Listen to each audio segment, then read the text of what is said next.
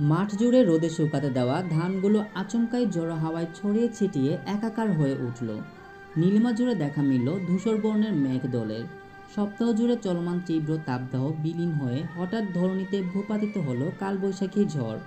তৎক্ষণাৎ হাতের কাজ ফেলে কর্তাদের সঙ্গে মাঠের ধান ভরে তুলতে বাড়ির গৃহিণীরাও ছুটল। ভয়ঙ্কর শব্দে গর্জে উঠল আকাশ। কিছু কিছু জমিতে এখনও ধান কাটা বাকি। মজুরেরা দ্রুত হাত চালালো। রাস্তায় মেলে দেওয়া খড়কুটো তুলে পুরুষেরা নেমে পড়ল মাচা তৈরির কাজে।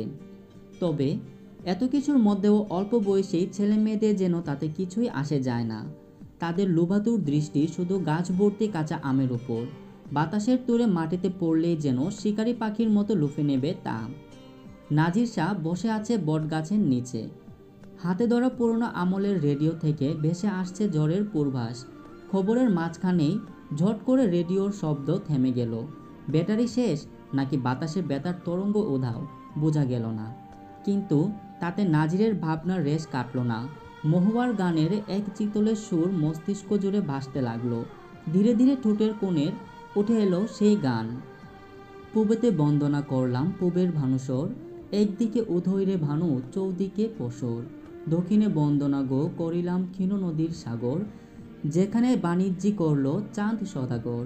উত্তরে বন্দনা গো করলাম কৈলাস পর্বত, যেখানে পড়িয়া গো আছে আলীর মালামের পাথর। 1 ফুটা 2 ফুটা করে বৃষ্টি পড়ছে এখন। দূরের কোনো গৃহস্থালী বাড়ি থেকে ভেসে আসছে হাঁসের প্যাক প্যাক শব্দ। আকাশে গর্জনে তালে তালে গর্জে উঠছে গোয়ালের গরুও। হাম্বা হাম্বা শব্দে চট করে উঠে দাঁড়ালো নাজির। দুধ দোয়াতে আজ ভুলে গিয়েছে বেচারা। তখনই পথে দেখা হলো সেলিম মোল্লার সঙ্গে। বয়স্ক দেহের চামড়া ভেদ করে হাড়গোড় যেন বেরিয়ে আসছে চাইছে। হন্তদন্ত পা ফেলে যেতে যেতে বলল, দানের কাম কদ্দুর নাজির? এত শান্ত হইয়া গুইরা বেড়াইতেছস কেমনে? পুরোপুরি শেষ হয় নাই। প্রথম দফা শেষ কইরা দ্বিতীয় দফাটা আজ সকালে কাটা শেষ করছি। এর মধ্যেই ঝড় তুফান শুরু। আর আমারটা কাইলকা সিদ্ধ করছি মাত্র, পুরোপুরি শুকায় নাই। কি করি কত? আর 2টা দিন রোদ দিলেই হইতো। সেই আশা ভুইলা যান চাচা। খবরে শুনলাম নতুন ঘূর্ণিঝড় আইতাছে। এমন তুফান আগামী কয়েকদিন চলতেই থাকবো। চিন্তার রেখা ফুটে উঠল সেলিম মোল্লার মুখমণ্ডলে। ওনার সঙ্গে কথা শেষ করে নিজের পথ ধরল নাজির। বাড়ি ফেরার ভীষণ তাড়া। মধ্যপাড়ার মাঠের পাশ ঘেঁষে ডালপালা ছড়িয়ে দাঁড়িয়ে আছে একটি ছায়াঘেরা ফজলি আম গাছ। হাওয়ার ভারে ঢাল থেকে ঝরে পড়া কাঁচা আমগুলো আগেই কুড়িয়ে নিয়ে গেছে পাড়ার ছেলেমেয়েরা। মিছরি আর সুজাতার সেখানে পৌঁছাতে পৌঁছাতে একটু দেরি হলো। চারিদিকে খুঁজেও আম না পেয়ে হতাশ দৃষ্টিতে তাকালো গাছের ডালে। মুখ তার ভার করে বলল, দেখলি তো, সব আম বিচ্ছুগুলো নিয়ে গেছে। আমাদের আরও আগে আসা উচিত ছিল। আচ্ছা, তুই গাছে উঠতে পারিস? সুজাতা দুদিকে মাথা নাড়ল। না, তুমি উঠো, আব্বা জানলে বকবে। ছোট চাচ্চুও পারে, ডেকে আনবো?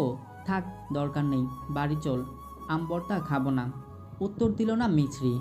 তখনই আচমকা কোথা থেকে যেন ছুটে এসে এক ছড়া আম বরাবর লাগলো শুকনো মাটির শক্ত খণ্ড।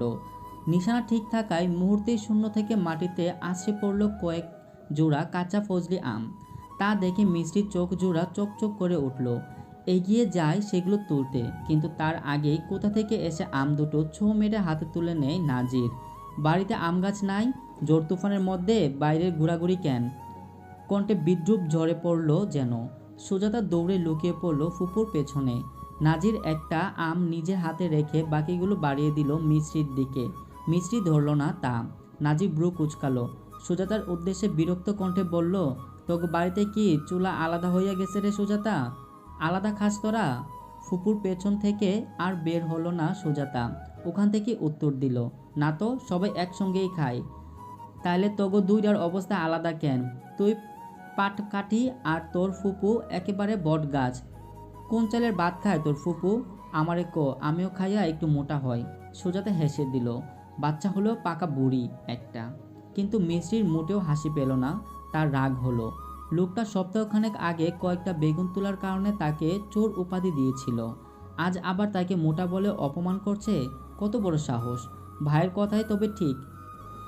শাহ বংশের পুরুষেরা এক একটা বেয়াদব, অমানুষ। তাই নীরবে চলে যাওয়ার উদ্দেশ্যে সামনে পা বাড়ালো সে। কিন্তু নাজির চুপ থাকলো না। এইটুকু মেয়ে তাকে অবজ্ঞা করছে, ভারী লজ্জার ব্যাপার। তাই জোরপূর্বক হাতের মধ্যে আমগুলো গুজে দিয়ে বলল, এই মিষ্টির নামটা কেডাই রাখছে? এটা কোনো নাম হইল? মিষ্টি আবার মুখ খুলল। কেন? সুন্দর নামই তো। একদম সুন্দর না, মিষ্টি তো মানুষ খায়, তোর কি খাওয়া যায়? তা তুই কোন মিষ্টি, তাল মিষ্টি নাকি আখের মিষ্টি? সুজাতা জট করে উত্তর দিল, তাল মিষ্টি। নাজির সামান্য হাসলো, বলল, এবার সোজা বাড়ি যা, নইলে ঠাডা কিন্তু দুইটার মাথার উপর পড়ব, তখন আর বিয়া হইব না। কথা শেষ করে যেতে গিয়েও ফিরে এলো, কিন্তু একটা কথা মনে পড়ার ভঙ্গিতে বলল, কদিন আগে যে আমারে লইয়া ভয়ঙ্কর মস্করা করছে, এইটাই তোর সেই ফুপানারে সুজাতা? এই বইটাই যেন এতক্ষণ পাচ্ছিল ছোট্ট মেয়েটা। শক্ত করে ধরে রাখলো ফুফুর ওড়না। উত্তরের অপেক্ষায় নাজির তাকিয়ে আছে তার দিকে। মিষ্টি কিছু বুঝতে না পেরে সরল কণ্ঠে বলল, নাম নিয়ে মজা করেছি? কবে? কখন? আমি তো আপনাকে দেখলামই 1 সপ্তাহ আগে, এই যে খেতে। আবার মিশা কথা? আলবাত কইসস। তুই কইসস, সালিশের দিন ওই মাঠে দাঁড়াইয়া কইসস, সুজাতা আমারে কইছে। মিশ্রি দীর্ঘশ্বাস ফেলল। এই সুজাতা তাকে একটু শান্তি দেয় না, নিজের অন্যায় করে সব জায়গায় ফাঁসিয়ে দেয় ফুপুকে। অথচ সেদিন সে গ্রামেই ছিল না, ফিরেছিল রাতে। দুদিকে মাথা নাড়িয়ে কথাটা জানিয়ে বলল, ভয়ে সুজাতা মিথ্যে বলেছে, মাঝে মধ্যেই ও এমন করে। মেজাজ চটে গেল নাজিরের। ইচ্ছে করল ফাজিল পিচ্চিটাকে দুগা দিয়ে গাল লাল করে দিত, কিন্তু ইচ্ছেটা এই মুহূর্তের জন্য দমিয়ে রাখল। আকাশের অবস্থা ভালো না। দৃষ্টি দিয়েই শাসিয়ে বিড় করল।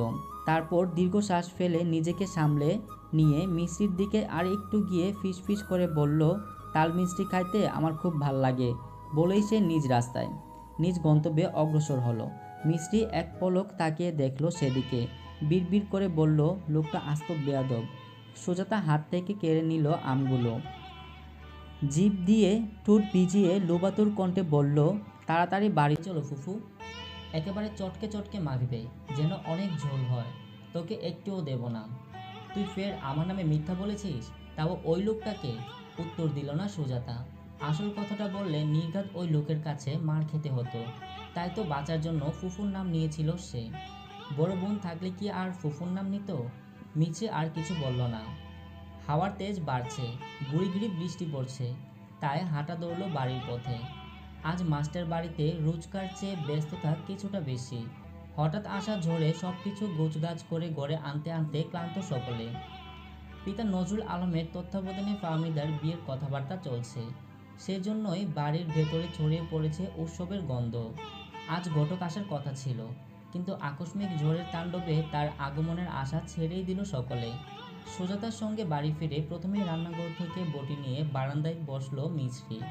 আমগুলো ছিলে কুচি করে কাটলো, একে একে মেশালো কুচি করে কেটে রাখা কাঁচা মরিচ, সদ্য পোড়ানো শুকনো মরিচের গুঁড়া, লবণ আর সামান্য চিনি। তারপর চটকে তা মাখলো। সেই মাখা দেখেই জিভে পানি চলে এলো সুজাতার। মিছরি অল্প একটু তার দিকে বাড়িয়ে দিল, চেখে দেখতো কেমন হয়েছে। পরনের হাঁটু সমান ফ্রকে হাতটা ডলে মুছল সুজাতা। ফুফুর দেওয়া আম মাখা তালুতে নিয়ে জিভ দিয়ে পুরোটুকু মুখে ঢুকিয়ে চোখ বুজল আবেশে। মুহূর্তেই শরীরটা ঝাড়া দিল উঠল। সন্তুষ্ট কণ্ঠে বলল, অনেক মজা ফুফু, আরও ঝাল লাগবে? না, ঠিকই আছে। যা তাহলে কাঁঠাল পাতা নিয়ে আয়, কলপাড় থেকে ধুয়ে আনিস কিন্তু। সঙ্গে সঙ্গে দৌড়ালো সুজাতা।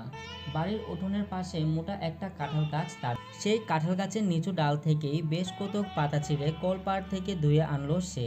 পরের কাজটা করলো মিছরি। দক্ষ হাতে তা পেঁচিয়ে বাটির মতো তৈরি করে একে একে পরিমাপ করে বাড়ল আম মাখা। পরিবেশকের মতো সুজাতা ছুটে গিয়ে সবাইকে দিয়ে এলো সেই আম মাখা। প্রথমে নিজের মা জেসমিন, দাদি, ছোট দাদি, বাপের দাদি সহ বাকি ফুপু আর চাচিকে। মিছে গিয়ে বসলো ফাহমিদার ঘরে। তার পিছু ছুটে এলো চাচাতো ভাই সুজনের ছেলে সিফাতও। সে সুজাতার ছোট, সদ্য ঘুম থেকে উঠেছে বোধহয়। ফুলা চোখে তাকিয়ে হাত বাড়িয়ে বলল, আমিও খাবো, দাও। মিছে দিল না তার হাতে, আবার নাও করল না, পাছে কান্না করছে। এই বিচ্ছুর কান্না থামানো ভীষণ কঠিন একটি কাজ। তবে ভর্তার ঝাল হয়েছে, যা এর পক্ষে সহ্য করা অসম্ভব। তাই ছোট্ট একটা টুকরো শুধু জিভে ছোঁয়ালো, তাতেই চোখ মুখ কুঁচকে নিল সিফাত। আও করতে করতে বলল, ডাল ডাল। আরও খাবি? উত্তর দিল না, বরং দৌড়ে বেরিয়ে গেল ঘর থেকে। ফাহমিদা শুধু সেসব চেয়ে চেয়ে দেখল, কিন্তু কোনো প্রতিক্রিয়া করল না। অন্য সময়ের মতো তার বিছানায় এসে খাওয়ার অপরাধে ধমকও দিল না। হাতের বাটিটা চাচাতো বোনের দিকে এগিয়ে দিল মিছরি। বলল, তোমাকে নাকি বিয়ে দিয়ে দেবে ছোট আপা? বয়স হয়েছে, দিবেই তো। শুনেছি তোমার নাকি কারোর সঙ্গে প্রেম চলে, সেই ছেলে এ বাড়ি থেকে ধরাও খেয়েছে। কে কইছে এই কথা? নাজির শাহ। তেতে উঠল ফাহমিদা। সরল মুখখানি থেকে উপচে পড়ছে রাগ। মিছরি ভয় পেল না, নিজের মতো বর্তা খেতে খেতে বলল, সে আবার কে? আমি কি চিনি? পাশের বাড়ির মানিক চাচার মা আমাদের দাদির সঙ্গে গল্প করছিল, তখনই শুনেছি। কিছুটা শান্ত হলো ফাহমিদা, নীরবতা পালন করলো বেশ কিছুক্ষণ। তারপর সজাগ কণ্ঠে বলল, শাহ বংশের লগে আমাগো বাপ দাদার বহু বছরের শত্রুতা, তাই সত্য জানতে পারলে হয়তো আব্বাই আমারে মাইরাই ফেলবো, কুরুক্ষেত্র বাইদা যাইব, কেউ মানব না। তাহলে ঘটনা সত্য? অবাক হলো মিছরি। আংশিক সত্য। পারভেজ বহুদিন ধইরা আমার পিছনে পইরা আসিল। ওর পাগলামিতে একসময় আমিও সাড়া দেই। সেই দিন রাইতেও আমার সাথেই। থেমে গেল ফাহমিদা। মিছরি মনোযোগ দিয়ে তা শুনল, তবে কতটুকু বুঝলো কে জানে। এসব বিষয়ে সে অনভিজ্ঞ বললেই চলে। সদ্য কৈশোরে পা দিয়েছে। আধবেলা তো বাচ্চাদের সঙ্গে খেলতে খেলতেই তার যায়, বাকি সময়টুকু যায় লেখাপড়ায়। তবুও সে বলল, তাহলে কি করবে এখন? ঘটকে নিয়ে আসা পাত্র কি বিয়ে করবে? তাছাড়া আর উপায় কি? থাক, দুঃখ পেও না। শোন মিছরি, এই কথা কারো কানে যাতে না যায়। কি কইলাম বুঝছস? সুজাতা দৌড়ে এলো ঘরে। বাটির তলায় অবশিষ্ট 2 টুকরো আম আর একটু ঝোল দেখে অবাক হয়ে বলল, তুমি সব খেয়ে নিলে ফুফু? তাহলে আমি কি খাবো এখন? তোকে না দিয়ে এলাম ওইটুকুন? তুমি বেশি খেয়েছো। তো বানিয়েছে কে? যে বানায় সে বেশি খায়। তুই ছোট মানুষ, কম কম খাবি।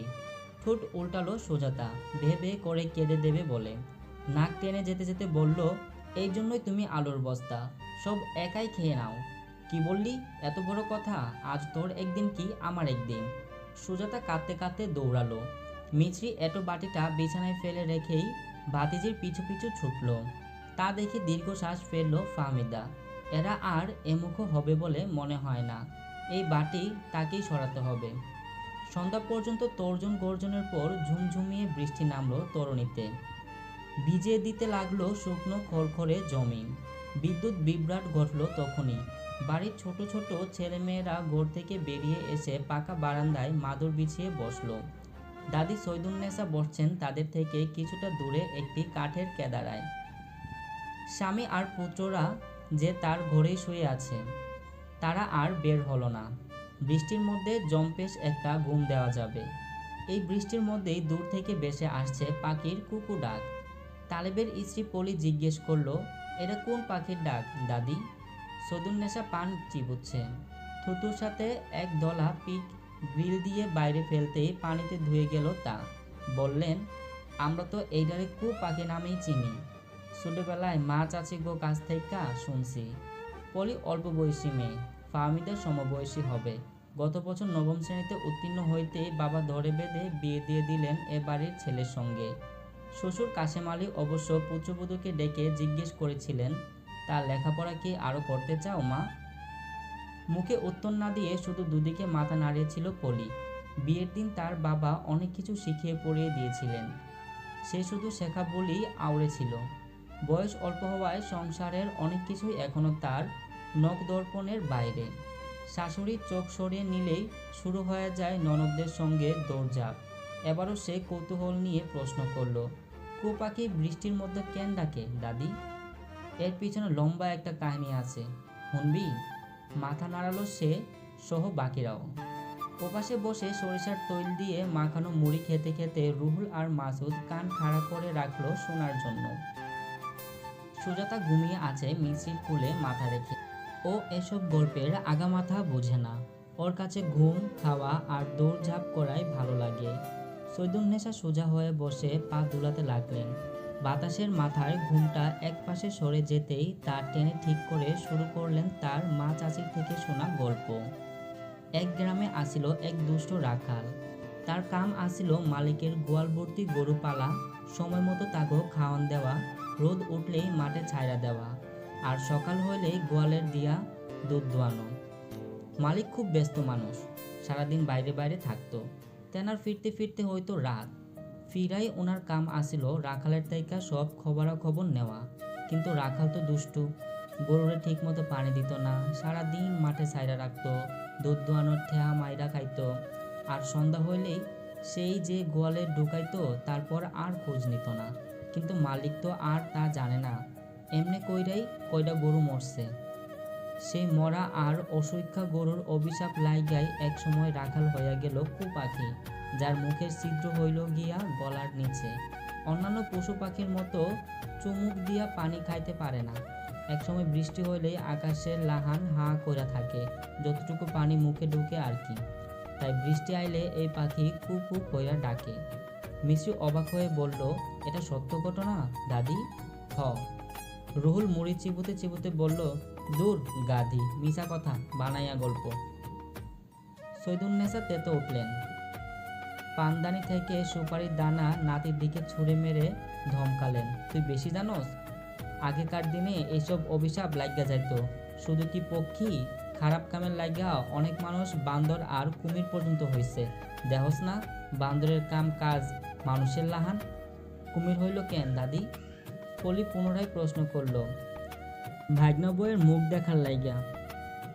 এই পর্যায়ে রুহুল এবার শব্দ করেই হেসে দিল, বলল, আমনে ভাইয়ের কাছে জানতো ভাবি, দাদির গল্প হইন না আর ছোট্ট মাথা নষ্ট করেন না। সৈয়দুন্নেসা অসন্তুষ্ট হলেন নাতিদের অবিশ্বাস্য আর ঠাট্টায়, মুখে আর কিছু বললেন না। এরা এক একটা বজ্জাত, ইতর শ্রেণীর প্রাণী, কিছু বলেও লাভ নেই। ফাহমিদা বাইদের ধমকালো, বিরক্ত করস কেন? বিশ্বাস না হলে যা এখান থেকে, আমরা হুনমো, হুনতে দে। মাসুম এগিয়ে এসে তার মুখে এক খাবলা মুড়ি ঠেসে দিয়ে বলল, তোর কথাই জামু? এটা আমাগো দাদি, তাই সব মিশা মিশা গল্প আমরাও শুনবো। ঠিক কইছি না দাদি? দাদির মতো করেই নাটকীয় সুরে কথাটা বলল সে। নাতির কথায় মুখ বাঁকে চেয়ার ছেড়ে উঠে দাঁড়িয়ে লাঠিতে ভর করে ঘরে চলে গেলেন সৈয়দুন্নেসা। রুহুল বলল, দিলি তো বুড়িরে রাগাইয়া, এখন দাদার কাছে গিয়া বিচার দিব।